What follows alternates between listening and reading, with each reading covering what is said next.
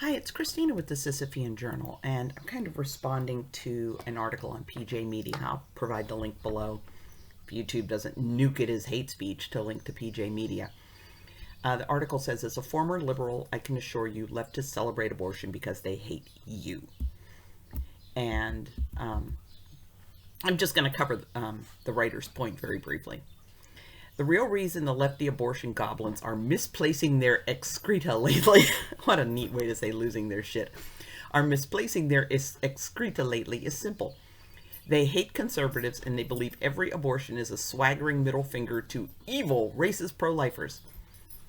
If we take away the left's perceived greatest weapon, abortion, how will they let us know they hate us? Well, they can wear masks and scream about us for not being vaccinated.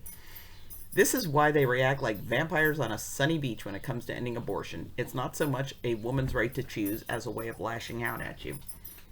I think he has a point that there is, that some of the enthusiasm we see for abortion on the left is simply, they know the people who oppose abortion hate it with the white hot intensity of 1,000 suns, and that it is painful to us to have these fetuses killed because for reasons that they cannot understand, we value them. And they do have this blind spot. They're like, what's up with you with these blobs of undifferentiated tissue? Well, guess what? We're going to kill lots of them. Ha ha ha.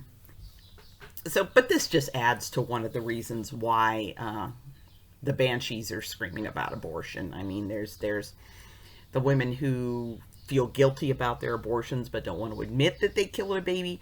So, misery loves company. They need to have their choice validated.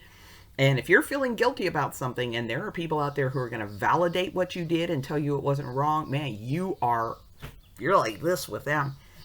And there's the population zealots that want every womb to be barren. There's the eugenicists who don't want those yucky Down syndrome people walking around. There are the irresponsible sluts of both sexes who, don't want responsibility for any children they create. So this just kind of adds one more reason.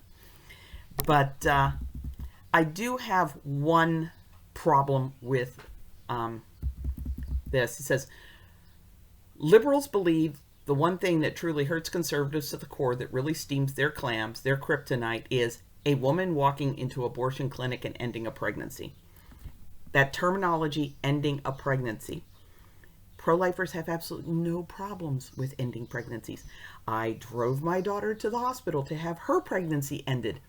Yes, she had gestational diabetes and they were concerned that the placenta might be weakening, so I took her down so they could induce labor. All pregnancies end, typically at around 9 months. Now, my best friend had to have 3 emergency C-sections. That's 3 times she went to have a pregnancy terminated. It's not the ending of the pregnancy that's the problem.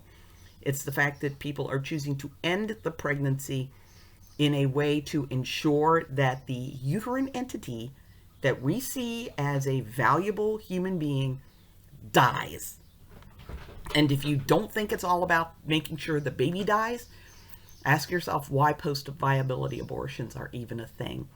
The idea was just to end the pregnancy, go have labor induced, and let somebody adopt that baby. And pro-lifers do adopt babies that survive abortions. Gianna Jessen was adopted by a pro-life family after she survived an abortion. Melissa Ohden was adopted by a pro-life family when she survived an abortion.